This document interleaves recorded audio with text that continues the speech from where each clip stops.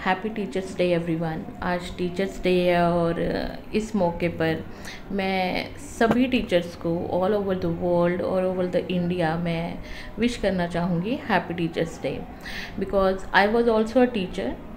अब लेकिन जिस कारण से मैं ये वीडियो शूट कर रही हूँ वो है कि मैं वॉज क्यों लगा रही हूँ, that I was a teacher. मैं आई एम अ टीचर क्यों नहीं बोल पा रही हूँ। अब मैं फ्रेंच की टीचर थी, ठीक है, मैंने फ्रेंच सीखी हुई है, तो एक लैंग्वेज टीचर के तरह मैं काम कर रही थी। और मैं पटियाला पंजाब की बात बता रही हूँ। लेकिन मेरा ये मानना है कि मोस्ट ऑफ द स्कूल्स जो हमारे मेरे आसपास हैं या जहाँ तक भी मैंने देखे हैं, वहाँ पे ये चीज़ें बहुत कॉमन हो रही हैं कि जो टीचर है ना, उसका जो ये नोबल प्रोफेशन है उसको नोबल समझा कहाँ जा रहा है। टीचर्स को इतना ह्यूमिलेट किया जा रहा है ना अपने टीचिंग प्रोफेशन में। मैं इस वक्त तो देखो पंजाब की बात कर रही हूँ क्योंकि जहाँ मैंने काम किया मैं उसी के बारे में बात कर सकती हूँ। बाकी इस तरह के और भी होंगे ये मैं कह सकती हूँ फॉर श्योर, बट हाँ कुछ एक्सेप्शंस भी होंगे और उसके लिए मैं बहुत ग्रेटफुल हूँ कि उन्होंने टीचर प्रोफेशन की एक रिस्पेक्ट जो है वो मेंटेन रखी हुई है। तो द थिंग इज़, मैं बताती हूँ मेरे reasons to quit the job. मैं वो रीज़न्स बताना चाह रही हूँ आपको। अभी बहुत पुरानी बात नहीं कर रही हूँ मैं, ये अभी लास्ट ईयर की बात है जब मैंने क्विट की है अपनी जॉब। तो उस क्विटिंग का मेरा रीज़न क्या था, I just want to share that. अभी क्या हो रहा था ना, स्कूल में मैं गई हूँ, फर्स्ट डे था मेरा, पानी वगैरह मांगा और उन्होंने क्लासेस में दिया मेरे को। मुझे उसी दिन लेकिन ये बता दिया गया कि अपनी बॉटल कैरी करके लेके आना है, बिकॉज यहाँ पे नैनीज़ को या जो हमारे हेल्पर थे स्टाफ, उनको ये मना किया गया है कि टीचर्स को पानी नहीं देना क्लासेस में while they are lecturing. Okay, तो और इवन दो कि स्टाफ रूम में भी वो आके आपको पानी नहीं देंगे, तो अपनी बॉटल अपने साथ कैरी करो। मेरे को ये चीज़ अच्छी नहीं लगी, ठीक है, बट एनी हाउ मेरे को ऐसा लगा कि ठीक है, it's not just a big deal, मैं ले जाया करूँगी। बट येस, ये फर्स्ट थिंग थी जो मुझे प्रॉब्लमेटिक लगी। लेटर ऑन चलता रहा, चलो टाइम चलता रहा और उसके बाद ये होने लग गया कि मैंने देखा कि सिटिंग तो आजकल अलाउ ही नहीं है किसी भी स्कूल में, आई थिंक प्राइवेट स्कूल में अलाउ नहीं है कि बैठना हो टीचर्स का, है ना। टीचर के बैठने से कि अगर वो पोजीशन में खड़ी नहीं हुई है और वो बैठी हुई है या बैठा हुआ है, तो क्या उसके टीचिंग प्रोसीजर में कोई कमी आ जाती है या उसकी नॉलेज में कोई कमी आ जाती है या उसका मेथड थोड़ा चेंज हो जाते हैं पढ़ाने के। तो ये तो एक जो सिटिंग है ना, वो टीचर को भी ऑटोमेटिकली पता है कि मैं ऑल द टाइम मेरे को बैठना नहीं है। जब मुझे पढ़ाना है, मुझे बोर्ड पे कुछ लिखना है, तो वेरी ऑफ कोर्स कि she will stand, very of course that he will stand, है ना। तो वो तो किसी को बताने वाली बात ही नहीं है ना यार, वो टीचर है। आप एक टीचर से क्या एक्सपेक्ट कर रहे हो कि हाँ अगर हम उसको चेयर प्रोवाइड कर देंगे तो शायद वो उस पर बैठी ही रह जाएगी और वो भूल ही जाएगी कि मेरे को पढ़ाना है, ठीक है। तो पहली बात तो आपकी खुद की नज़रों में ही शायद टीचर की वो वैल्यू नहीं है या वो रिस्पेक्ट ही नहीं है, ठीक है। चलो एनी हाउ, इससे आगे बढ़ते हैं। तो ये थी दूसरी चीज़ जो मुझे प्रॉब्लमेटिक लगी। अब तीसरी चीज़ जो मेरे को लगा कि ये बहुत ज़्यादा ही हो रहा है, ठीक है, वो थी कि स्टाफ रूम में इकट्ठे नहीं बैठना है टीचर्स ने। चाहे आपका ऑफ चल रहा है, चाहे आपका इस टाइम पीरियड नहीं है, लेकिन स्टिल आप इकट्ठे नहीं बैठना है। उसके लिए उन्होंने क्या चीज़ की कि उनको कॉरिडोर में बिठाना शुरू कर दिया। कॉरिडोर में उनको चेयर्स एक प्रोवाइड की गई है, सिर्फ एक चेयर प्रोवाइड की गई है। कॉरिडोर में ही उनको बैठ के वहीं पे नोटबुक्स चेक करनी है और वो किस तरह से करनी है अब उनको वो खुद मैनेज करना है, क्योंकि उनको टेबल तो प्रोवाइड किया नहीं गया, सिर्फ एक चेयर प्रोवाइड की गई है। उनको नोटबुक्स वहीं पे बैठ के चेक करनी है। अब जहाँ मुझे बहुत ज़्यादा गिरा हुआ फील हुआ कि इसे कहते हैं teaching, is that the respect we deserve being a teacher, कि वहीं से हाफ हो गया है, रिसेस हो गई है, बच्चे आ जा रहे हैं उसी कॉरिडोर में, बच्चे इधर से उधर जा रहे हैं और टीचर बैठा वहाँ पे या तो अपना लंच कर रहा है या अपनी नोटबुक्स चेक कर रहा है। आप समझ रहे हो कि कितना ह्यूमिलेटिंग है ये चीज़ें। बट प्रॉब्लम इज़ कि जो टीचर्स हैं ना, अब उनकी गलती है। मैं ये कहूँगी कि उनको आवाज़ उठानी चाहिए। उनको जहाँ भी आपको लग रहा है कि ये चीज़ ठीक नहीं है, अरे क्यों नहीं बोल रहे हो यार। अगर उनके लिए हज़ारों टीचर्स की लाइन है ना कि वो किसी को भी रख सकते हैं, तो आपके लिए भी सेम है। There are so many schools. Patiala में ही अगर बोलें तो बहुत सारे स्कूल्स हैं ना जो आपको हायर कर सकते हैं। आपके पास वो टैलेंट होना चाहिए, तो बोलो ना मुझे ये नहीं करना है, ठीक है। तो ये चीज़ हुई, ठीक है। अब ये थर्ड चीज़ आपको बता रही हूँ, सेम स्कूल में ये चीज़ हो रही है। थर्ड चीज़ ये थी। अब उसके नेक्स्ट एक न्यू प्रिंसिपल हायर हुए, लाइक फॉरेन रिटर्न्स हैं, हम वहाँ से आए हैं।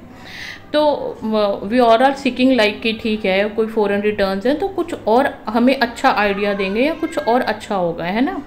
अब उन्होंने एक दिन क्या किया कि फंक्शन चल रहा है, जो हमारे डांस टीचर हैं, डांस टीचर से एनी हाउ कोई मिस्टेक हुई होगी कि एक दो चीज़ें शायद उन्होंने वैसे नहीं की जिस तरह से प्रिंसिपल ने उनको बोला होगा या डिमांड की होगी कि मुझे ऐसे चाहिए।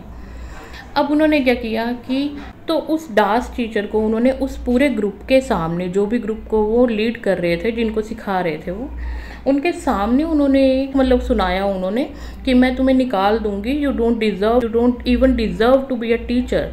जो चीज़ मुझे पर्सनली बहुत हर्ट हुई कि आप प्रिंसिपल हो, you are principal that means कि एक लीड लेडी या एक लीड पर्सन है जो पूरे के पूरे स्कूल को लीड कर रहा है ना, जिसको क्या आपके नज़र में उस टीचर की वैल्यू है, जिसको आप पूरे स्टूडेंट्स के सामने 100 चीज़ें आपने सुना दी because you are on a higher authority, क्योंकि आपके पास अथॉरिटी, आपके पास जो चेयर है वो उससे बड़ी है, इसलिए आपको ये अथॉरिटी नहीं दे दी गई है कि आप उसके साथ अनरिस्पेक्टफुल हो सकते हो।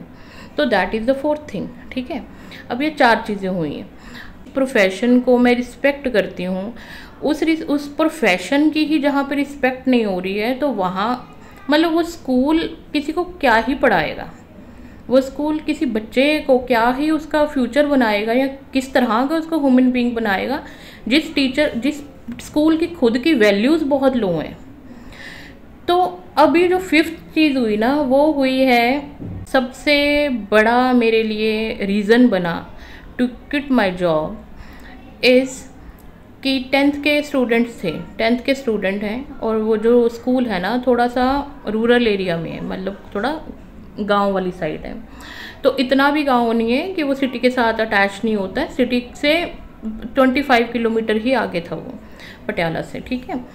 अब वो स्टूडेंट्स इतने ज़्यादा, मतलब देयर इज़ नो लिमिट। मैं आपको वर्ड्स में अगर एक एक चीज़ बताऊंगी ना, देन यू कैन रिलेट कि कितनी हद तक वो अनरिस्पेक्टफुल थे टू द टीचर्स। मैं वैसे मेरे पास 10th क्लास नहीं थी, बट मैं एक उस पे गई थी कि कोई जो टीचर थी वो नहीं आई थी, तो उनकी एब्सेंट में मुझे जस्ट वो एक फिलअप करना था उस पीरियड को। तो मैं वहाँ पे गई हूँ, मैं थोड़ी बहुत ही कोई बात कर रही हूँ, they are making noises.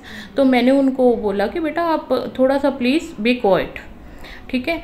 And he said on my face like हमने पैसे दिए हैं जी, in the Punjabi he said कि असी पैसे दिते हैं जी, ठीक है, साड़ी मर्जी है जो असी करना है नहीं करना है, तुसी जो बोलना चाहते हो तुसी बोलो, नहीं बोलना चाहते हो तुसी जाओ।